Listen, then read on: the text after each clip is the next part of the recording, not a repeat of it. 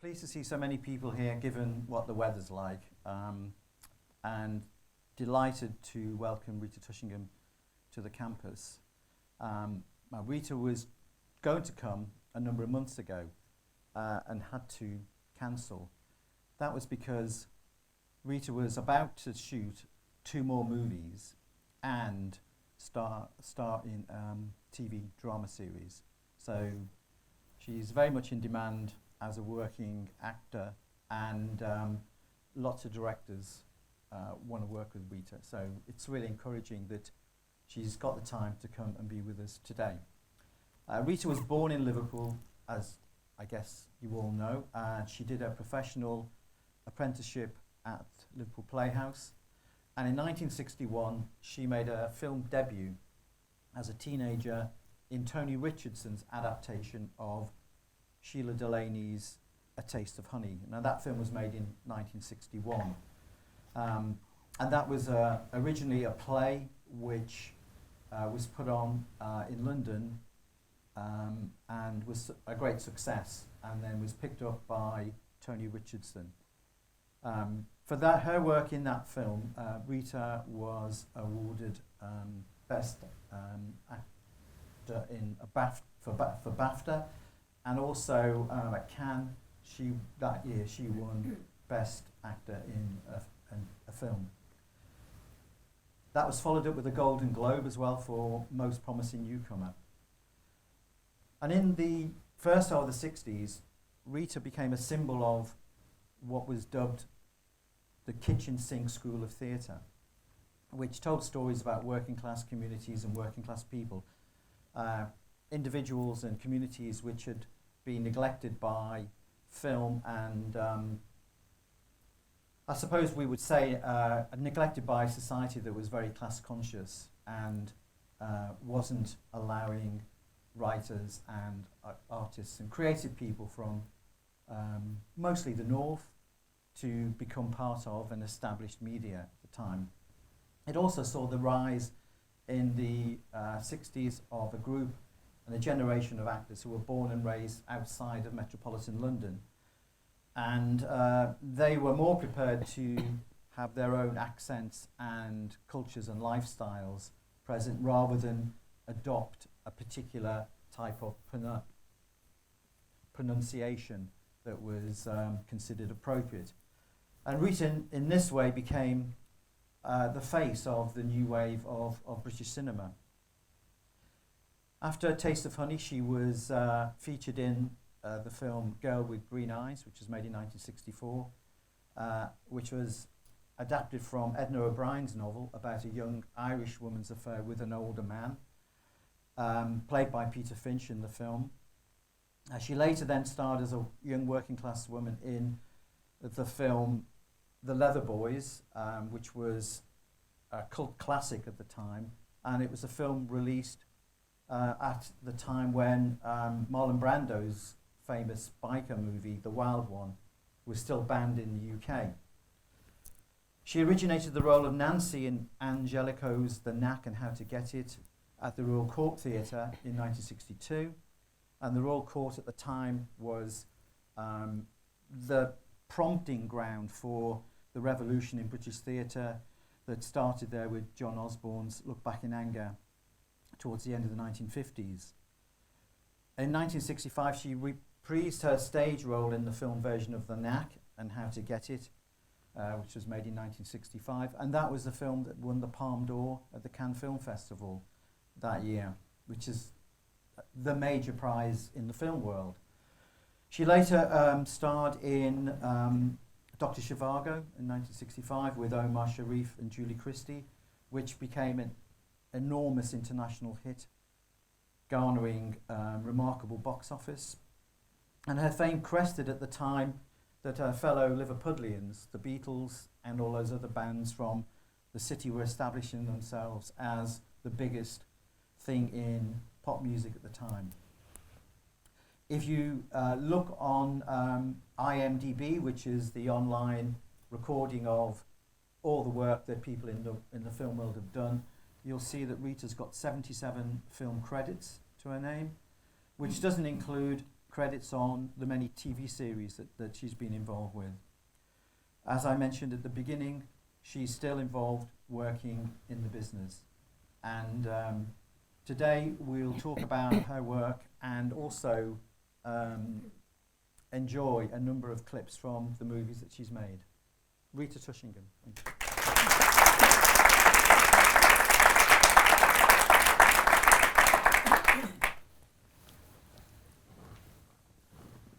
So it's quite amazing when you look back, Rita, that when you did Taste of Honey, you went out of your teens.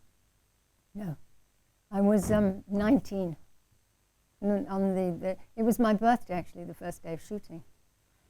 And you were at the Royal Court before you went into films. Briefly, maybe. Yeah, briefly, because Tony Richardson wanted me to get to know him, and he wanted to get to know me, and he was doing a play called The Changeling, and with Mary Ure and Robert Shaw. And so I went and I played a small role in that, a mad woman who dragged chains around the stage. But it was great because I got the feel of what it was like to work with him. And Mary Ure just looked after me, and it was a nice introduction. But were you aware of the success of Taste of Honey on the stage before that? Oh, I knew about it. Yes, indeed I did. But I've never seen it on stage. But I'd read it. And so when I saw that they were looking for an unknown to play the role of Joe, I read it in the newspaper. I thought, as you do when you're young, I'll write up. So, yeah, well, you do, don't you? And I wrote to John Osborne's agent, and the letter got to Tony, because John and Tony Richardson had a company together, Woodfall Films, and they wrote back and said, oh, well, come to London. So that's how it started. So my journey started then, and my mum took me, and I did an audition. Do you remember what you had to do for the audition? No, I can't remember it, but I know the improvisation, and I did it with Peter Gill, who's a director now, who I sometimes bump into in London, and I did that, and then they said, would I go and do a screen test, which I did, and then eventually I was lucky, I got the role. Now, A Taste of Honey was a very provocative storyline, and also written by someone who was the same age as you when you were in that film. Yeah, Sheila Delaney was only 19 when she wrote. Yeah. So at the time, did you sort of feel that a kind of accord with that, sort of like teenagers in that period, early 60s, beginning to take on the world? Sheila was there on set some of the times, but she was very, very shy. No, I didn't. We just all worked together. It was new for her, and it was new for me. And she wrote it, I think, I'm not sure, was it 5 weeks? Because she said to her dad, I think she wanted to write something. He said, well, go ahead and do it. And she did, and she wrote about the life that she'd experienced, really, around her. Yeah, and it had been performed with Joan Littlewood's theatre in the East End. That's right, yeah.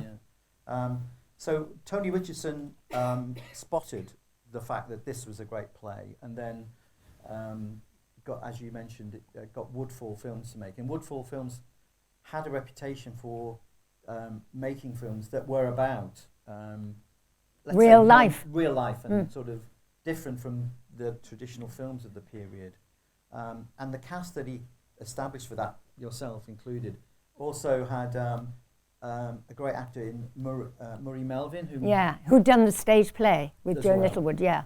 And one of the things that we were just talking about earlier was that it's now known for the first film to have an interracial kiss.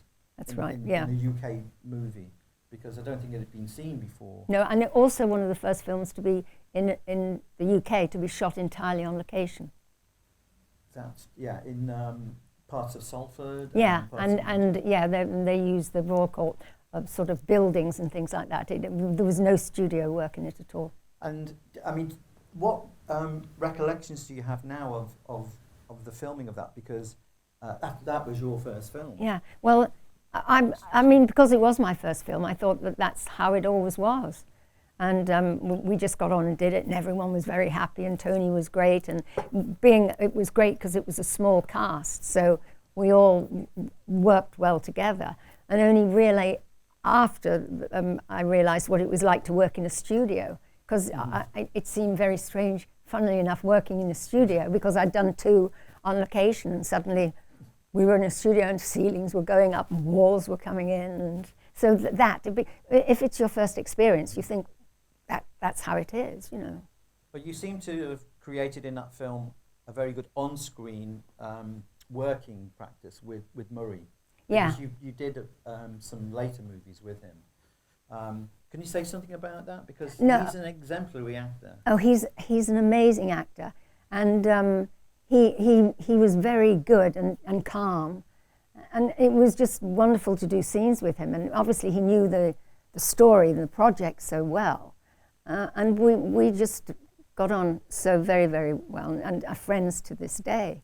And he did teach me one thing, Murray, which I'll always remember, was always leave yourself enough time in the morning to get ready. And he's absolutely right, because I always leave enough time before I'm collected in the morning, just to sort of have that time for a little bit of thought and relaxation, and then go. And it was so valuable to me, because I know some people, the car's outside and they're rushing and doing. Preparation time was what he taught me.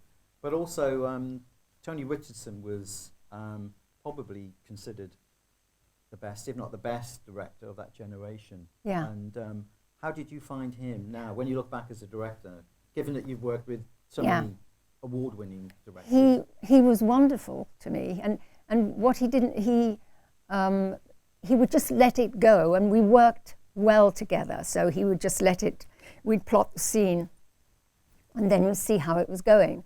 But he would never come to you and say, "Oh, you have to do it like this, you have to do it." He would just gently nudge you into the situation if it wasn't quite right. But you really felt very safe in his hands. And I was saying earlier, if you felt like he had the reins of, and he would just tug them just a little bit if it wasn't right. So you felt very secure, and you knew that he wouldn't take anything unless he was happy with it, which you want with every director you work with. And I guess that with Woodfall Films being in the background, and they were partial to trying to sort of film a different type of Britain, I suppose. Yeah. When you consider the themes which are in The Taste of Honey, which are friendships with a young gay guy, played by Murray, interracial relationships, the young woman is pregnant with the baby of a black sailor, the kind of unstable family life that surround her relationship with her mother. They all sound so modern that Taste of Honey somehow almost crystallized lots of changes that were going to happen maybe a decade or more later, in a way. Did you get a sense of its prescience in that way, forecasting some of these things? Well, not really, but some people would say, "Oh, life isn't like that," or that doesn't exist, and things. But it did, because it was from Sheila Delaney's own experience. But things have changed. But have they changed, really? Because people are always ready to comment on the way people live or certain things that they do, and there's always a judgment on people. And yes, we're far more advanced, but it's sometimes, I'm sure, not easy for people. Well, we'll have a look at a clip in a minute, but I just wanted to ask you about your experience of going to Cannes immediately after your first film, and then you won an award at Cannes for that film, and Murray did as well. Yeah. So what a fantastic thing to experience. It was great, but the funny thing about Cannes was when we were there, because Dora and I didn't look like a lot of the film stars. There were lots of very glamorous film stars and all posing on the beach and everything. And we had a party after our screening, and they wouldn't let us in because we didn't look like film stars. And we're knocking on the window, and a critic was there called Alexander Walker, and we're going, and Dora's going, to the party. And when we went, the fella that said no and go, but she said, but it's our party, it's our party. We eventually got in, but that was the difference. We were just people that we weren't all in, which they wore then, mink and all that stuff. And I bet the Echo didn't even mention you'd won an award at Cannes. I don't know. I think Liverpool were quite happy with me, but maybe they didn't. Maybe they did. I don't know. I suppose it was 61, slightly before that big Mersey invasion. Yeah, when it was just beginning. Yes. Well, the clip we're going to see is just some context. It's when Jo discusses with Jeff, her gay roommate, about the fact that she's pregnant, and he is being very supportive to her and wants to discuss it, and it's very dramatic. It's a great scene, and should we play that, Ross? It's so powerful in black and white. I love black and white. And it's the shock, I guess, at the time of her responding to the doll and the fact that it's the wrong colour. I think it's considered a landmark movie of the period and in UK cinema. It's a great achievement. Yeah, it's such a strong story, isn't it? It's done with great simplicity, I think. And the black and white filming gives or kind of underwrites that simplicity as well. But moving forward in your work and moving on to a colour, The Girl with Green Eyes. Yeah. And this was one of 2 films that you did with Lynn Redgrave, or did you work? No, I'd worked with Linny. We did something at the Royal Court. But I did 2 films with her as well. And The Girl with Green Eyes is an adaptation of an Edna O'Brien story. And Edna O'Brien, I think, wrote the screenplay for it. Yes, she did. And this is a story set in Dublin, and a rural young woman moves to Dublin and then meets a completely new world, and Peter Finch plays that new world. Can you tell us something about working with Desmond Davey, the director? Well, I'd worked with Desmond. He was on A Taste of Honey. He was the camera operator. And this was one of the things that Tony did. He was very generous. He always gave opportunities to people that had worked with him. He wasn't nervous of someone perhaps producing something better than he. And he also had Manny Wynn as the DOP, who was a focus puller on A Taste of Honey. So we all knew each other, and Desmond is a very gentle man and very good to work with, and Lynn Redgrave, of course, who was one of my closest friends, and Peter Finch. It just fit again, the group of actors. And again, it's it uses naturalistic settings, shot in Dublin mostly, and then in a rural island, and I think the relationship that you have with Lynn Redgrave in that film also shows something of the calibre of your acting, because when I notice you with key other roles in films, as with in Taste of Honey and in Girl with Green, there's something about the quality that you bring out in relationships that make them credible and realistic.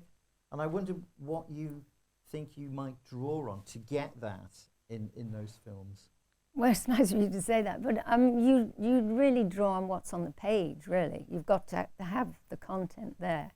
And it's you working together. You have to work together. Even, it's very important, because it ends up on the screen, and you want it to be realistic. You don't want it to look like you're there performing. You've got to work well together, and we had that.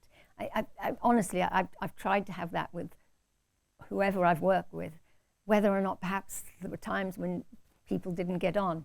Never take that to the floor. Leave it at the door, because it shows. The camera picks up everything. You can't lie to the camera.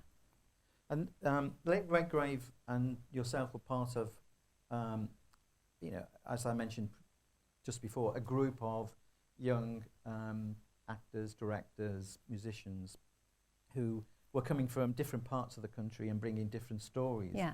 Well, she was there in London because of her dad dad and and mum, etc. and Vanessa was just But making it. what kind of life and culture was that with, because when Girl with Green Eyes 65, so you will have been part of, I suppose, a cultural scene in London that included the Beatles at the time. Oh yeah, we were all there and just enjoying ourselves, and you know, it was a great energy. It was almost like we'd come out of a grey period, and suddenly colour hit the screen. Colour hit all the arts, art, music, you know, dance.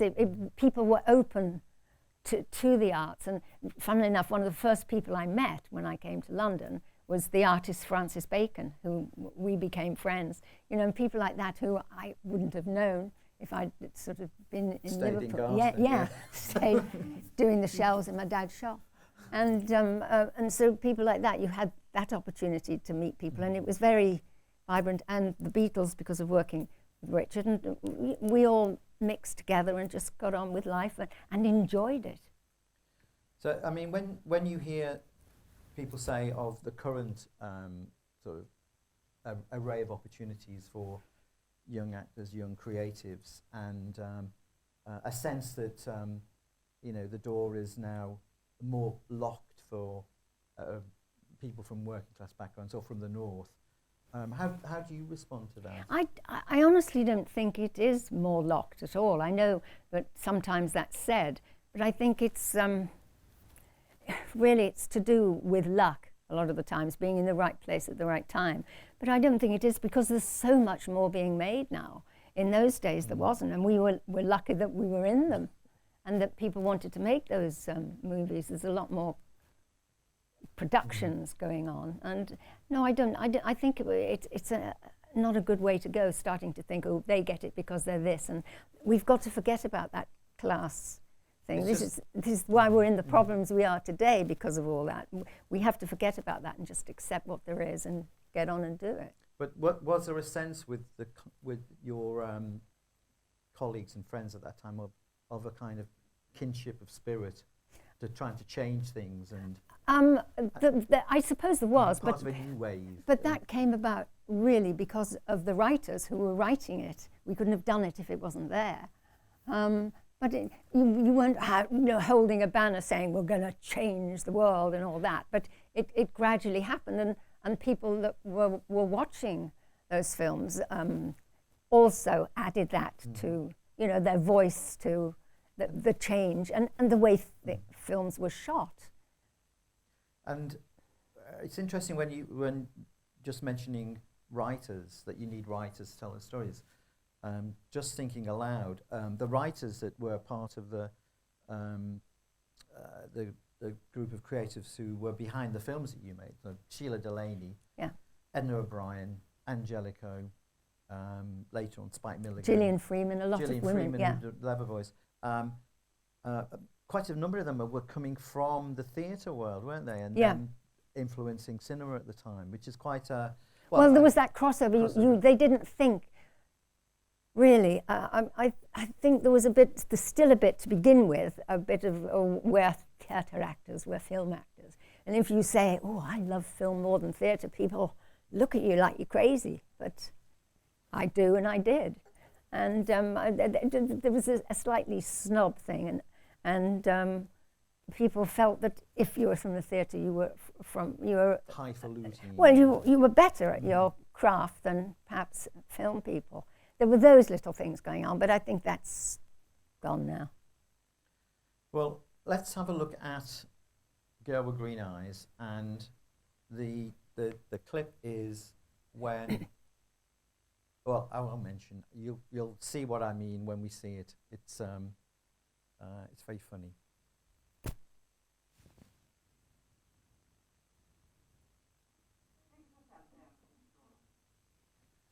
It's a great story, Girl with Green Eyes, and although the relationship with the older man doesn't work out, she does find herself in some. Yeah, I think it's a really sweet film, and Linny and Peter Finch are just lovely. So, I like that film a lot. I know. I mean, it's just, we obviously can't have everything from the film, but Peter Finch is very good. Oh, Yeah. But recently, when I was reading a novel by a modern Irish writer, Sally Rooney, and she wrote about, I think the book's called Conversations with Friends. There's a relationship between a young woman and an older man, and it reminded me of that film. So if anyone's into Sally Rooney now, which I think a lot of people are, go and have another look at Girl with Green Eyes. You might find similar themes.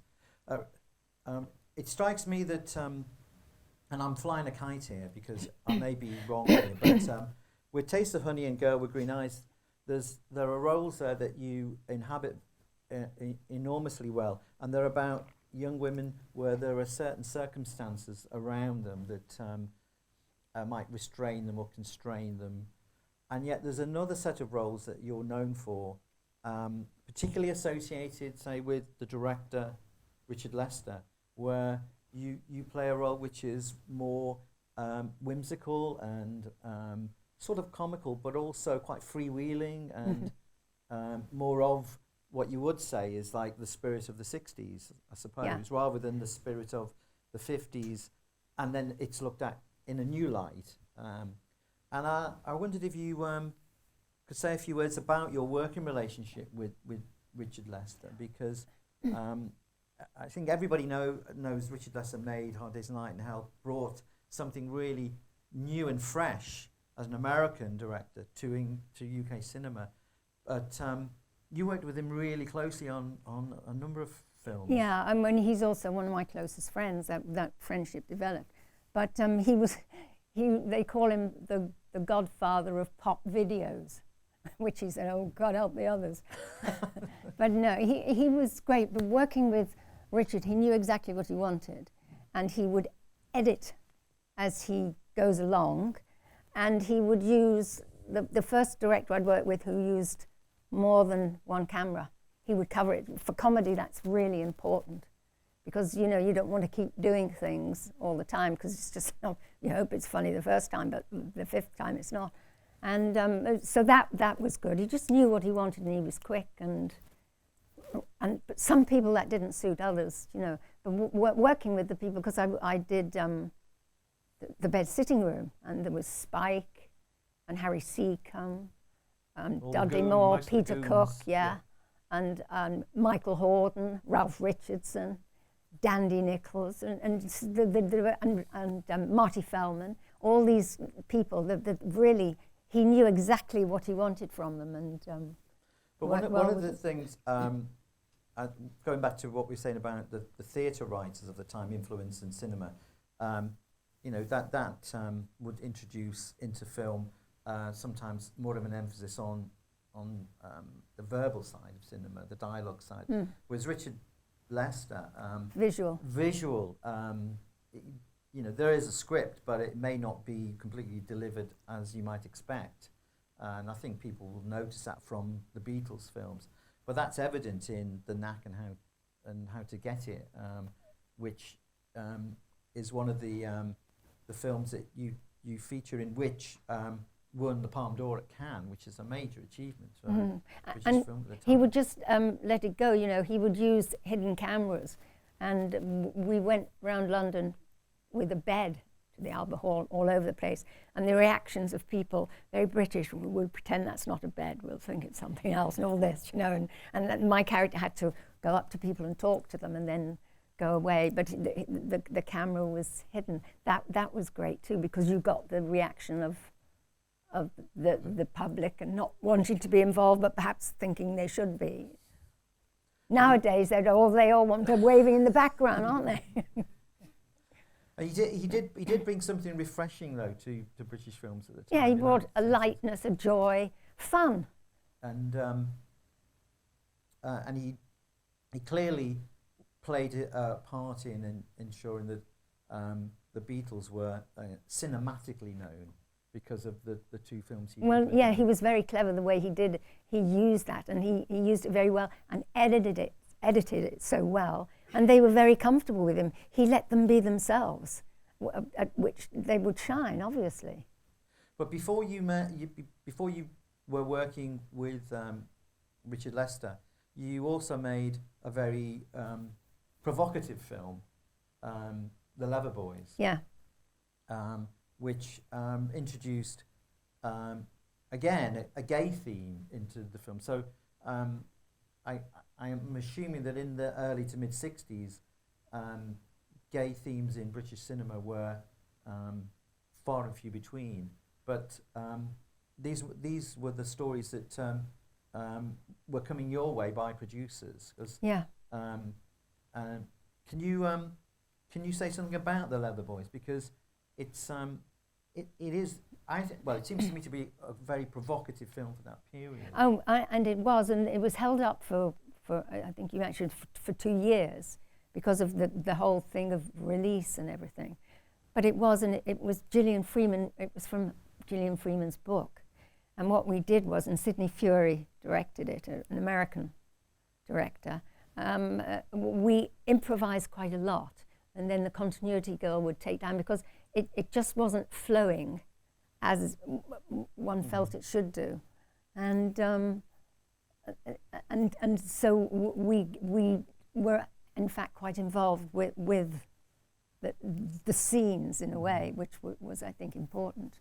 But it became a cult movie. I remember my daughter once saying she'd just been into a supermarket in Toronto, and she said, "Oh my God, you're in the cult section."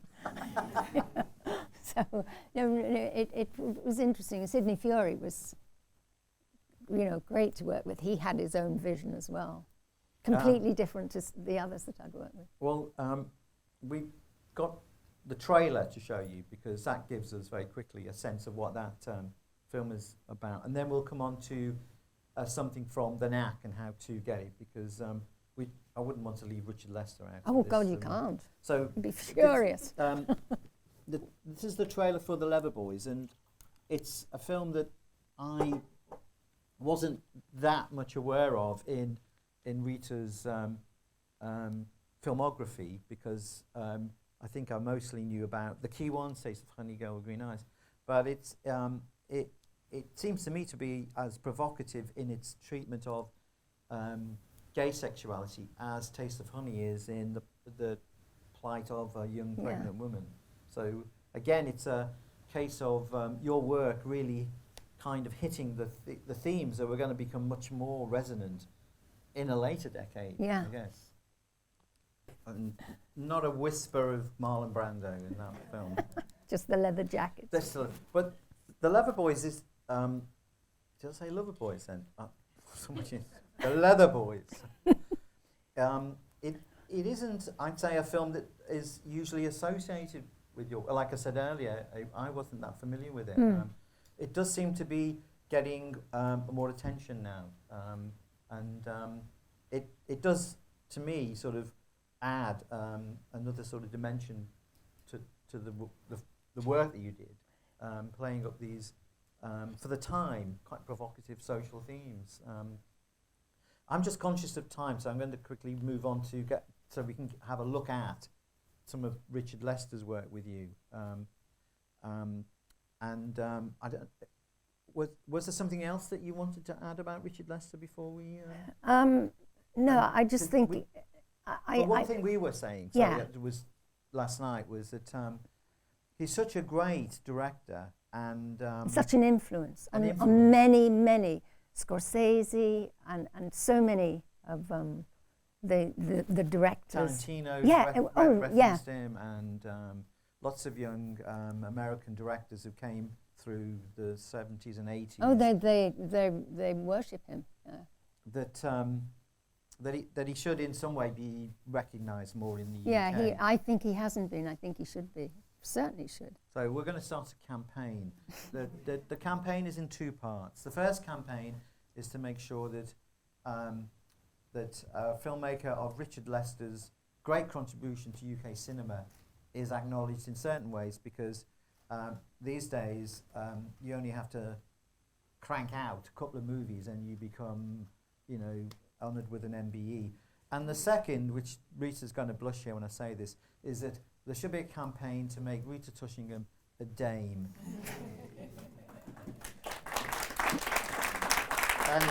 And so I'm going to start the campaign today because many actresses of a certain calibre, and often from the south of the country, become dames and are then accorded all kinds of privileges, etc.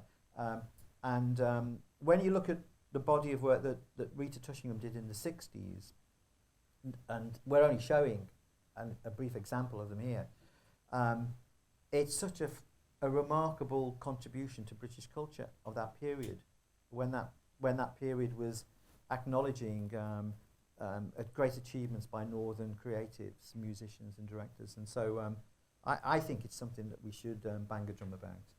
So I'm starting it. Join me and sign off outside. The Knack and How to Get It is one of the movies that brought something completely different, as we keep saying about Richard Lester's work, and it's made up of all manner of kind of skits, chasers, visual puns, and the clip we're going to see is called The Chase, where which happens around London and involves this kind of weird chorus of older people looking askance at what young people were doing, as they do now. It's not changed. It's very much a ripple of swinging London at the time, and let's have a look at that now. The Chase. There's another sequence in The Knack and How to Get It where there's a bed moved around London as one of the young guys wants to have a larger bed in his flat so that he thinks that's how he can woo more women. And that's as funny as that sequence. Yeah. The other film I wanted just to ask Rita about, well, there's a couple more, but I'm conscious that we're getting close to 4:30, which is, well, we might extend 5-10 minutes cut off, is Smashing Time, which is another film you made with Lynn Redgrave, and Desmond Davis directed. And Desmond Davis directed it. It's not a Richard Lester film, but that film has a storyline which, in a way, paralleled your own, even though the film was a satire, but whereas your adventures to London was a great success. But Smashing Time is about two young women who move from the north to London to try to get involved in swinging London at the time, and it's quite a satirical take. And your role is as a young woman who wants to be a model. Well, not or really. That happens, but she really just goes with her friend Yvonne, because Yvonne wants to be famous and she thinks it's all trendy and lovely, and all that. And it's written by George Melly, the screenplay, which is one of the few movies I think he wrote. Yes, and I did a film called Diamonds for Breakfast with Marcello Mastroianni, and he wrote the role for me in that for Carlo Ponti. That's how it's. So he did a couple, yeah. But this is another film where you're acting with Murray Melvin as well. And, yes. And Paul Dankworth. They both come into the as well. Yeah. So you kind of recreate some of the ambience from Taste of Honey, and the film itself is quite shot in garish psychedelic colours. And in colour too. And a colour film at the time, which must have been... well, I know when I said I was doing a film, and it was a film called The Trap I did with Oliver Reed, and I said, I'm going to do this film, and it's in colour. I'm so excited. CinemaScope in colour. There's a sort of satire on people coming down from the north in the film, and I wondered what you thought of that at the time. Well, they sort of do, don't they? I mean, like they always make fun of Liverpudlians, don't they, and things like that. It doesn't matter, does it? We know if we're comfortable in our own skin, that's fine. But sometimes they can. But that was not meant to say, well, people from the north are like that. It wasn't. It was just that's where that's the fun and where it came from and where George decided to set it. To pick it on. Mm. Let's have a look at that now, and then we'll take some questions from yourselves. But it's the it's the boutique one. Oh, Paul's in there. Paul and Yes, Murray. right. Yeah. Yeah. And And, finish on the music one. We've got some time for any questions from you good selves. If you'd like to let me know if you've got them. Yeah, at the front. All the roles you played are very contemporary roles. Have you ever wanted to play anything more classical? I wouldn't mind if it was a good role. I'd love to, yes. If it's an interesting role, you like to play it. I've never really been offered any of the classical. Not posh enough. What do you think that would be? From Liverpool, you know.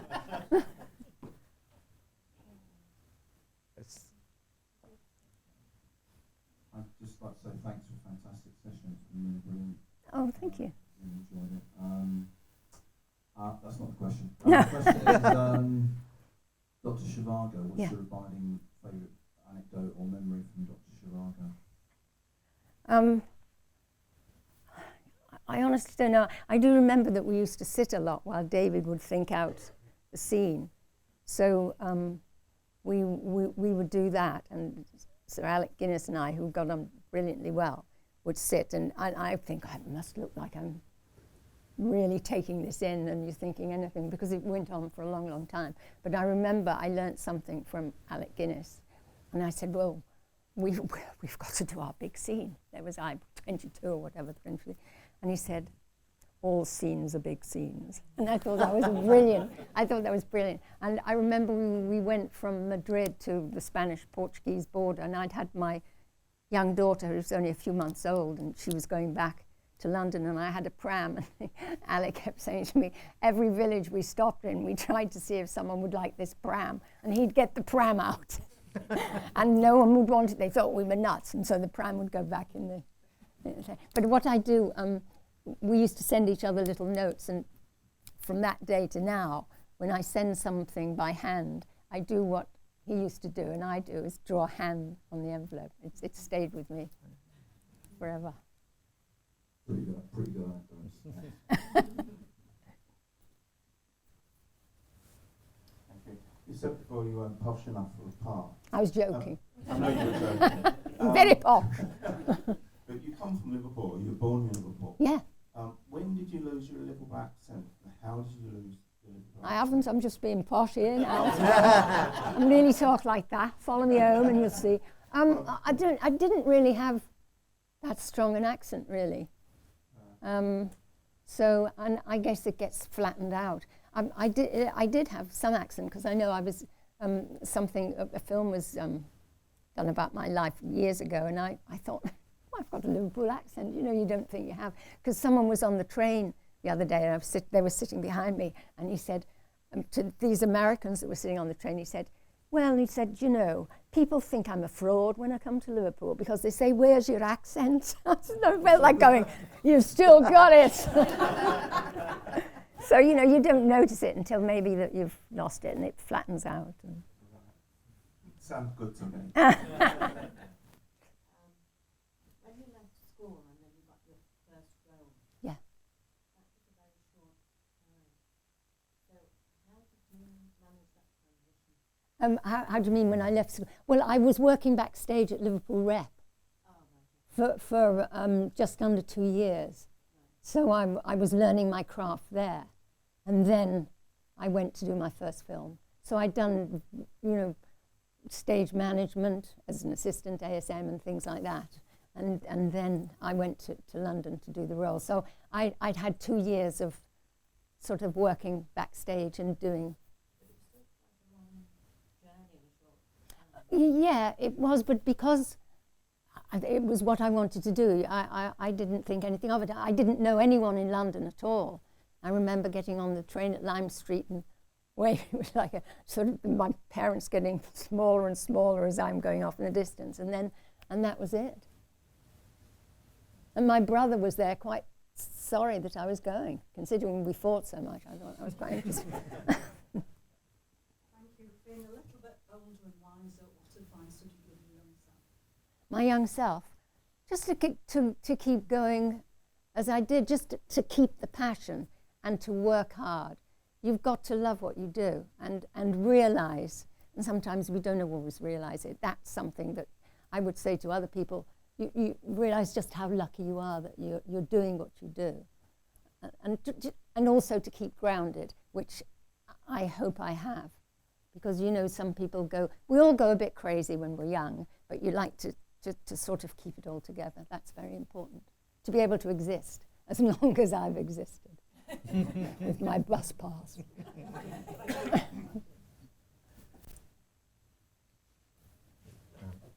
I'll be valid for the chance, okay. How would you prepare, when handed the script, how would you prepare for that role? Well, I just read it, and then I read it again. I read it to see if I like it, and then it's almost like there's a sort of thing going above, like a storyboard going.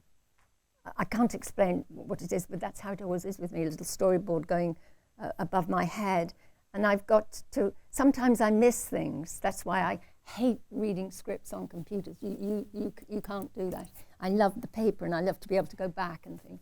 But you gradually prepare. And when you know you're doing something, it's with you. You know, you're walking to the shops or walking to go and collect my grandchildren from school or something. It's there. I'm thinking about it. It just comes in. It's nothing. I don't have a system. It's just the way it's always been with me. So I mean, it doesn't live with me all the time. When I finished at the end of the day, I go home as me, because it would be boring to go home as a murderer. But I just, it's just there. It becomes part of me. And I, regardless of the character, I still have to like something about the character. And you have to be able to play them, really. Basically, when you've got a character, you go back in time at all, or into literature, or into film, and try and think, I wonder if that character could be like.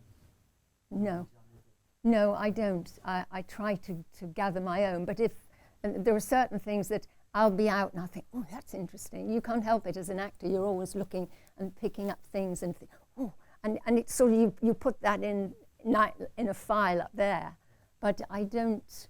And if you're playing someone that actually existed, then that's very different. You have to do a lot of sort of work and reading about the person. But no, I hope, and when you all get together as actors and play the scene, there are different things that happen. And sometimes a scene can go in a completely different way to what you think it is on the page. So that's the interesting, the development, the blocking and everything. Thank you. Well, I think we're at the end of the session, and I think it would be nice to see something again by Richard Lester. Yeah. And it's the trailer for The Bed Sitting Room, which was made in 1969. And way ahead of its time, too. Completely. Way ahead of its time. Very surreal, and it's, just in a nutshell, it's a film. The story is that they're celebrating, let me get it right now, the 3rd or 4th anniversary of the fact that there'd been a nuclear war. And, the bomb. And the bomb. And there's only a small number of people left in the UK, and your role is one of them. Yeah, I'm 18 months pregnant in it. It's all very odd. Spike Milligan's not. And so, yeah. Did you notice that the cast, the billing was in order of height, and I was just that little bit shorter than Dudley Moore. So I thanked him for that. And on that note, I'd like to thank Rita Tushingham for coming and talking to us today. Thank you. Thank you.